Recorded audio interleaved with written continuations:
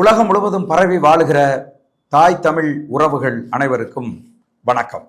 இன்றைக்கு நம்முடைய சோழன் சொல்வீச்சு வலையொலியில் கிரந்தாஸ் முரளி என்கிற வேடன் அவர்களுக்கு இருக்கிற அச்சுறுத்தல்கள், எதிர்ப்புகளை முன்வைத்து பேச இருக்கிறோம்.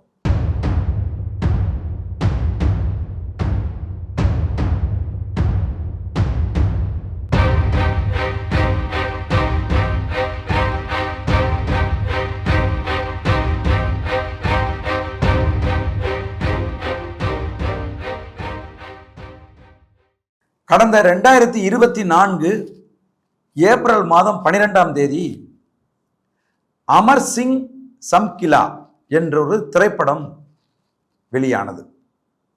இம்தியாஸ் அலி அவர்கள் இயக்கி AR ரஹ்மான் அவர்கள் இசையமைத்திருந்த திரைப்படம் அது. அந்த திரைப்படம் அமர் சிங் சம்கிலா என்கிற பஞ்சாபில் வாழ்ந்த ஒரு இசை கலைஞனை பற்றிய திரைப்படம். அந்த திரைப்படத்தில் அமர் சிங் சம்கிலாவாக தில்சித் தோஷன் அவர்களும், சம்கிலாவினுடைய மனைவி அமர்சித் யோத் அவர்களுடைய கதாபாத்திரத்தில் பரிநீதி சோப்ரா அவர்களும் நடித்திருந்தார்கள். அந்த திரைப்படத்தினுடைய தொடக்க காட்சி படம் பார்த்து கொண்டிருந்தவர்களை ஒரு பேர் அதிர்ச்சிக்கு உள்ளாக்கியது. அதாவது, ஒரு கிராமத்தில் அந்த கிராமத்து மக்கள் எல்லாம் அங்கு நடக்க போற இசை நிகழ்ச்சிக்காக காத்து கொண்டிருக்கிறார்கள். பேர் அறிவிப்பு செய்யப்படுகிறது. நீங்கள் எல்லாம் எதிர்பார்த்து கொண்டிருக்கிற நம்முடைய பஞ்சாபை கலக்கி கொண்டிருக்கிற பாடகர் அமர் சிங் சம்கிலா இதோ வந்து கொண்டிருக்கிறார் அப்படின்னு ஒரு அறிவிப்பு செய்கிறார்கள். அங்கே திரண்டிருக்கக்கூடிய மக்கள் எல்லாம் ஆர்ப்பரித்து ஒரு அம்பாசிடர் காரு விளை நிலங்களுக்கு நடுவில் அந்த கிராமத்தை நோக்கி வருது. அந்த காரை பார்த்து குதூகலித்து அந்த மக்கள் இருந்து கொண்டிருக்கிறார்கள். அந்த நேரத்தில் அந்த அம்பாசிடர் கார் வந்து இறங்குது. அந்த காரிலிருந்து ஜம்கிலாவினுடைய மனைவி அமர்சித் யோத் கீழே வந்து இறங்குறாங்க. இறங்குனா பட்டுன்னு ஒரு சவுண்டு. அந்த அம்மாவோட நெத்தியில் கரெக்டாக வந்து ஒரு துப்பாக்கி குண்டு அடித்து அப்படியே சரிஞ்சு விழுவுறாங்க. அதை பார்த்து பக்கத்தில் ஏதோ பேசிகிட்டு இருந்த ஜம்கிலா அங்கிருந்து ஓடி வந்து தன் மனைவியை தாங்கி பிடிக்க வருகிற போது சம்கிலாவினுடைய இந்த தொண்டைக்குழியில் வந்து ஒரு துப்பாக்கி குண்டு பாயுது. அவரும் அப்படியே சரிஞ்சு 2 பேரும் கீழே விழுகுறாங்க. இது உண்மையாக பஞ்சாபில் 1988 நடந்த ஒரு உண்மை சம்பவம். இந்த உண்மை சம்பவத்தை திரையரங்கில் காட்சியை பார்த்தபோது எல்லோரும் அதிர்ச்சி அடைந்து விட்டார்கள். யார் அந்த அமர் சிங் சம்கிலா? அமெரிக்காவினுடைய ஹிப்ஹாப், ராக் அண்ட் ரோல் பாடல்களில் அமெரிக்க இளைஞர்களையே ஆட்டி படைத்து கொண்டிருந்தவர் எல்விஸ் பிரஸ்லி. அதாவது ராக் அண்ட் ரோலினுடைய ராஜா. அந்த அளவுக்கு அவருடைய காலகட்டத்தில் இருந்த இளைஞர்கள் அவருடைய பாடலுக்கு அடிமையாக இருந்தார்கள். யாராலும் வெல்ல முடியாத பெரும் கலைஞராக இருந்தார். பஞ்சாபில் 1979 இருந்து 1988 வரைக்கும் 9 ஆண்டுகள் பஞ்சாப் இசைத்துறையை தன் கட்டுப்பாட்டில் வைத்திருந்தவன் அமர் சிங் சம்கிலா என்கிற ஒரு தலித் இளைஞன். சாப்பிடுவதற்கு கூட வழி இல்லாத கூலி தொழிலாளி குடும்பத்தில் பிறந்த அமர் சிங் சம்கிலா ஒரு இசை ஆர்வம் கொண்ட இளைஞனாக இருந்து மெல்ல மெல்ல முன்னேறி ஒரு கட்டத்தில் பஞ்சாபின் LSV பிரஸ்லி என்று அழைக்கப்பட்ட அமர் சிங் சம்கிலா அமெரிக்காவினுடைய ராக் அண்ட் ரோல் கிங்க்கு இணையாக இசைத்துறையில் பார்க்கப்பட்டார். இன்னும் சொல்ல போனால் சிலர் சொல்லுகிறார்கள், பஞ்சாபி இசையை வடிவமைத்ததே அமர் சிங் சம்கிலா தான் என்று சொல்லுகிறார்கள். பாட தொடங்கிய காலகட்டத்தில் அவர் கிராமப்புறங்களில் இருக்கக்கூடிய வறுமை, சாதிய ஒடுக்குமுறைகள், தீண்டாமை, குடும்ப உறவுகளுக்குள் இருக்கக்கூடிய சிக்கல்கள் இவற்றையெல்லாம் தன்னுடைய பாடு பொருளாக கொண்டு பாடல்களை வடிவமைத்து பாடினார். குறிப்பாக ஆண் பெண் உறவுகளை கூச்சமின்றி இரட்டை அறுத்த வசனங்களில் பாடக்கூடிய பேராற்றல் பெற்றவராக சம்கிலா இருந்தார். சம்கிலாவினுடைய பாடல்களை திருமணமானவர்கள் விரும்பி கேட்டார்கள், வயதானவர்களும் விரும்பி கேட்டார்கள், இளம் பெண் பிள்ளைகளும் ஆண் பிள்ளைகளும் அதை மறைவாக ஒளிந்து இருந்து கேட்டு ரசிக்கிற அளவுக்கு அந்த பாடல்கள் எல்லோராலும் விரும்பப்படுகிற பாடல்களாக இருந்தது. ஆனால் ஒரு பிரிவினருக்கு தொழில் ரீதியாக சம்கிலாவை போட்டியாக கருதியவர்கள் அவரை அழித்து விட வேண்டும், எப்படியாவது அவரை இல்லாமல் செய்துவிட வேண்டும் என்று திட்டம் தீட்டினார்கள். மத அடிப்படைவாதிகளாக இருக்கிறவர்கள் இவரை ஒரு தீமையின் அடையாளமாக பார்த்தார்கள். இளைஞர்களை, சமூகத்தை சீர்கெடுக்கிற ஒரு ஆளு அப்படின்னு ஒரு விமர்சனத்தை சம்கிலா மீது முன்வைத்தார்கள். ஆனால் சம்கிலா தனது முதல் இசை ஆல்பமான டக்குதே டக்குவா என்கிற அந்த இசை ஆல்பத்தின் மூலமாக ஒரே இரவில் பஞ்சாப் முழுவதும் விரும்பப்படுகிற மனிதராக மாறிவிட்டார். அதை யாராலும் தடுத்து நிறுத்த முடியவில்லை. இந்த திரைப்படத்தில் கூட சில அடிப்படைவாதிகள் வந்து நேரடியாக அவரை மிரட்டுகிற காட்சிகள் எல்லாம் வைத்திருக்கிறார்கள். நீ இனிமேல் இப்படி பாடக்கூடாது, இனிமேல் நீ இது போன்றுதான் பாட வேண்டும் என்கின்ற கட்டாயத்தை, நிர்பந்தத்தை அவர் மீது ஏற்படுத்துவதும், அவர் அதை ஏற்று பொது வெளிகளில் ஒரு முற்போக்கான பாடல்களை, பக்தி பாடல்களை அவர் பாடுகிற போது அங்கே திரண்டு இருக்கிற மக்கள் எல்லாம் இல்லை இல்லை, எங்களுக்கு வழக்கமாக பாடுகிற சிம்காலாவினுடைய அந்த இரட்டை அறுத்த பாடல்கள் தான் எங்களுக்கு வேண்டும் என்கிற நிர்பந்தத்தை, கட்டாயத்தை அவருக்கு ஏற்படுத்தினார்கள். அவரும் தவிர்க்க முடியாமல் மேடைகளிலே திரும்பவும் இரட்டை அறுத்த வசனங்கள் உள்ள கிளுகிளுப்பூட்டுகிற பாடல்களை அவர் பாட வேண்டிய தேவை ஏற்பட்டுச்சு. அது ஒன்றும் இல்லை, நம்ம ஊரில் குறவன் குறத்தி ஆட்டத்தில் பாடுறாங்கல்ல, கட்ட புள்ள குட்ட புள்ள கருக மணி போட்ட புள்ள, அந்த மாதிரி டைப் ஆஃப் பாடல்கள் தான் அது. ஒரு கட்டத்தில் அமர்சிங் சம்கிலாவை புறக்கணித்து விட்டு பஞ்சாபில் எந்த ஒரு திருமண நிகழ்ச்சியும் நடக்காது. எந்த ஒரு நிகழ்வாக இருந்தாலும் அதில் அமர்சிங் சம்காலாவினுடைய இசை நிகழ்ச்சி நடப்பது ஒரு கௌரவம் என்கிற ஒரு சூழல் பஞ்சாபில் ஏற்பட்டு விட்டது.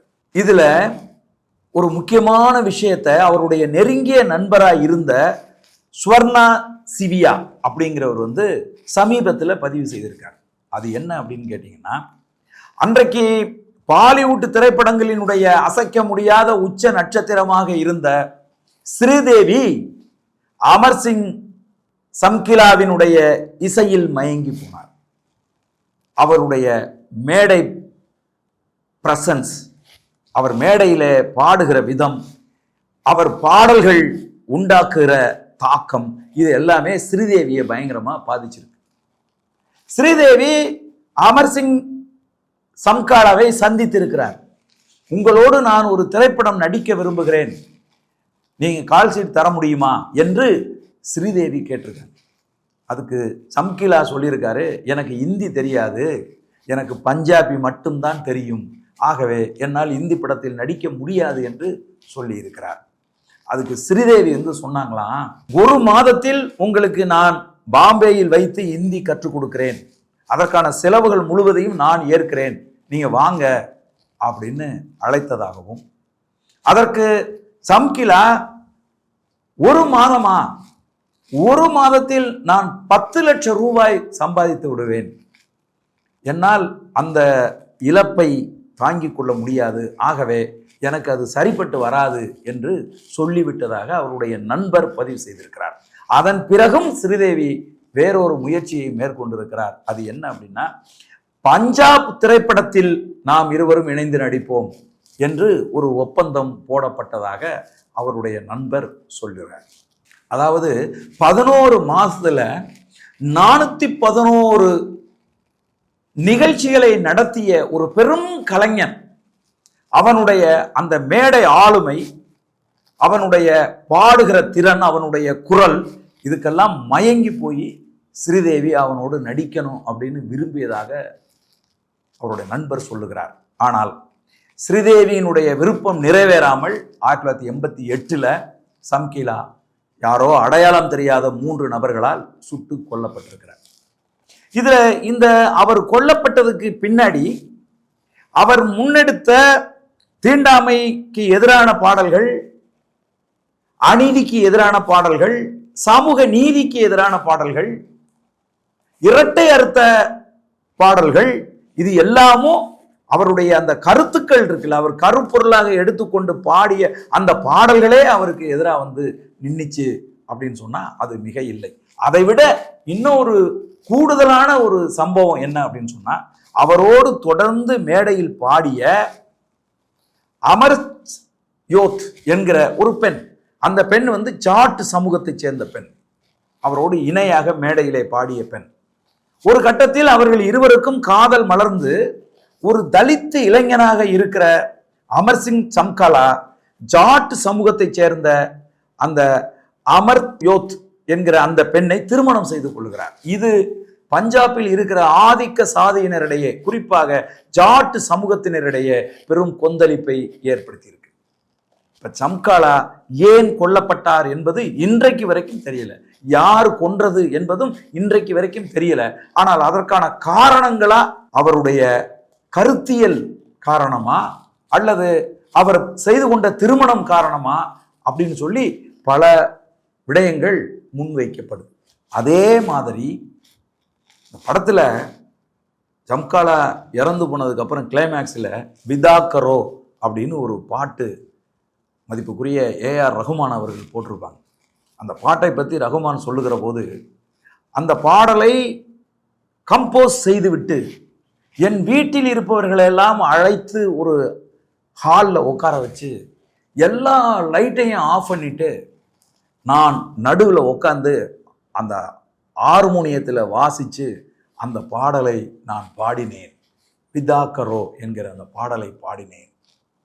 அந்த பாடலை நான் பாடி என் நெஞ்சு அடைக்க, என் கண்கள் குளமாக அந்த பாடலை பாடி முடித்துவிட்டு நானே எழுந்து போய் ஒரு நிசப்த, அந்த இடம் ஒரு நிசப்தமா இருந்துச்சு, யாரும் அசையலை, அப்படியே இருந்துச்சு.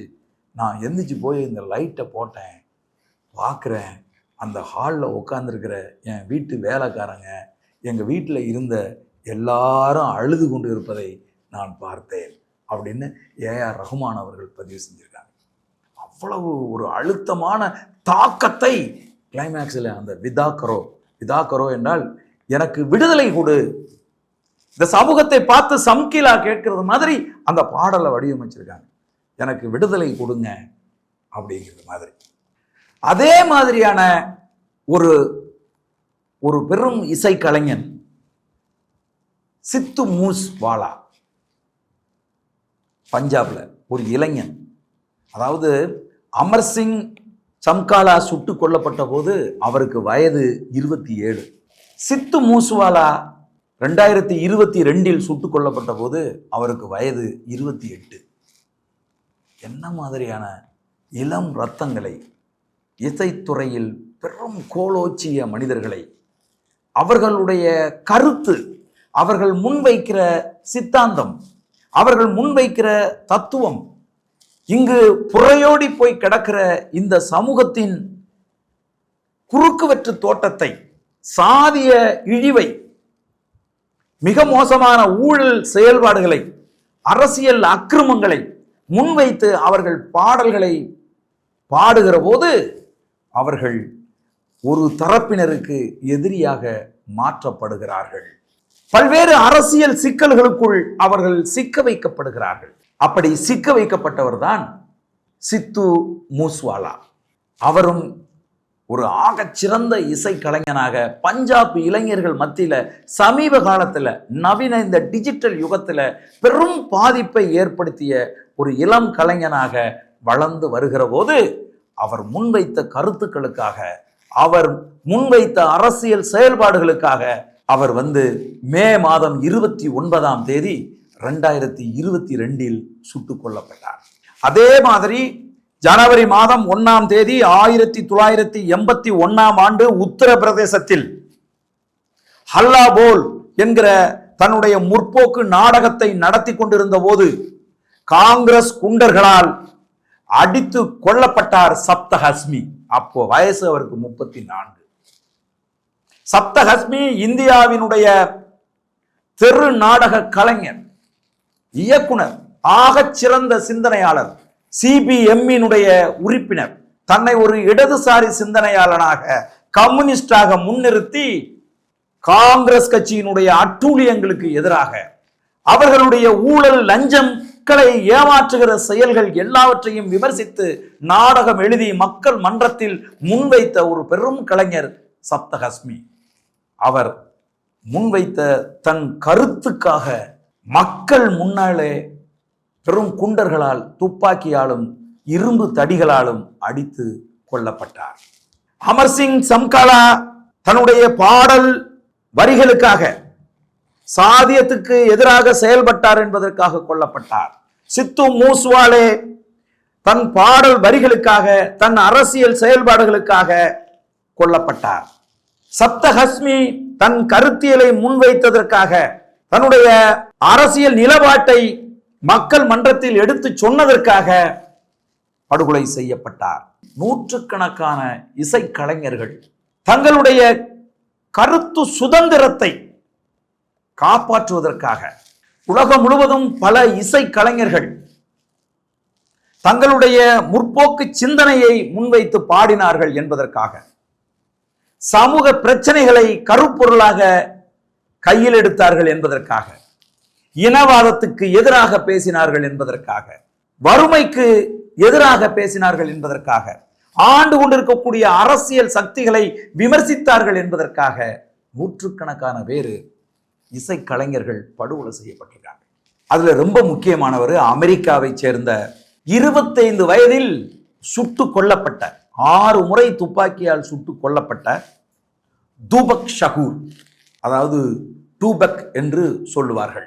செப்டம்பர் மாதம் 13ஆம் தேதி 1998 சுட்டுக் கொல்லப்பட்டார். அவர் சுட்டுக் கொல்லப்பட்டதற்கு காரணம் அவர் முன்வைத்த சமூக சீர்திருத்த சிந்தனைகள், அவர் முன்வைத்த இனவாதத்துக்கு எதிரான கருத்துக்கள். அமெரிக்காவினுடைய இசைத்துறையில் ஒரு மிகப்பெரிய தாக்கத்தை ஏற்படுத்திய 25 வயது இளைஞன். இன்னைக்கு நம்ம வேடன் உடம்புல சட்டை போடாம மேடைகளில் ஏறி பாடுகிறாரே, அதற்கு முன்னோடி உடம்புல சட்டை போடாம மேடைகளில் ஏறி தன் கருத்துக்களை ஆணித்தமாக முன்வைத்து பாடிய ஒரு இசைக்கலைஞர் சுட்டுக் கொல்லப்பட்டார். மார்ச் 9, 1997ஆம் ஆண்டு லாஸ் ஏஞ்சல்ஸில் வைத்து சுட்டுக் கொல்லப்பட்டார். ஜம் மாஸ்டர் ஜஸ் என்கிற ஒரு இசைக்கலைஞன் அக்டோபர் 30ஆம் தேதி 2002இல் சுட்டுக் கொல்லப்பட்டார். யங் டால்ப் என்கிற ஒரு கலைஞர் 2021இல் சுட்டுக் கொல்லப்பட்டார். இப்படி நம்ம நிறைய சொல்லிக்கிட்டே போகலாம். உலகம் முழுவதும் முற்போக்கு கருத்துக்களை முன்வைத்து, சமூக பிரச்சனைகளை முன்வைத்து மக்கள் மன்றத்திலே பாடி எழுச்சி ஊட்டினார்கள் என்கிற ஒரே காரணத்திற்காக, இளைய சமூகத்து பிள்ளைகளை விழிப்புணர்வு ஊட்டினார்கள் என்கிற ஒரே காரணத்துக்காக பல இசை கலைஞர்கள், பல கலைஞர்கள் சுட்டுக் கொல்லப்பட்டிருக்கிறார்கள். இங்கதான் இப்போ நான் வேடனுக்கு வருகிறேன். வேடன் என்று பெயர் சூட்டி கொண்ட கேரளத்தில் இருக்கக்கூடிய ஒரு பழங்குடிக்கு பேரு வேடன்.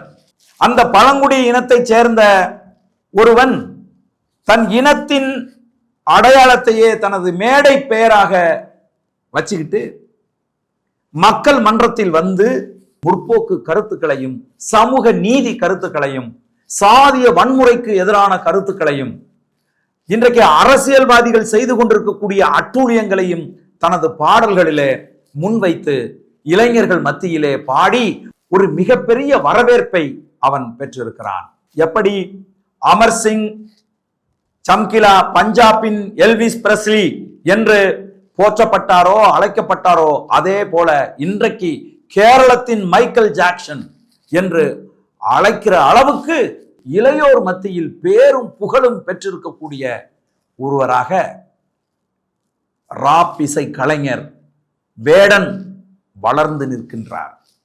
அவருக்கு தொழில் ரீதியான போட்டி ஒருபுறம், இந்துத்துவத்தின் அச்சுறுத்தல்கள், சாதிய ஆதிக்க குழுக்களின் மிரட்டல்கள், இவற்றுக்கு நடுவில் இன்னொரு கும்பல் அவர் மலையாளி இல்லை, அவர் யாழ்ப்பாண தமிழச்சிக்கு பிறந்ததால் அவரை மலையாளியாக ஏற்க முடியாது என்று ஒரு வெறுப்பு பரப்புரையை மேற்கொள்கிறார்கள்.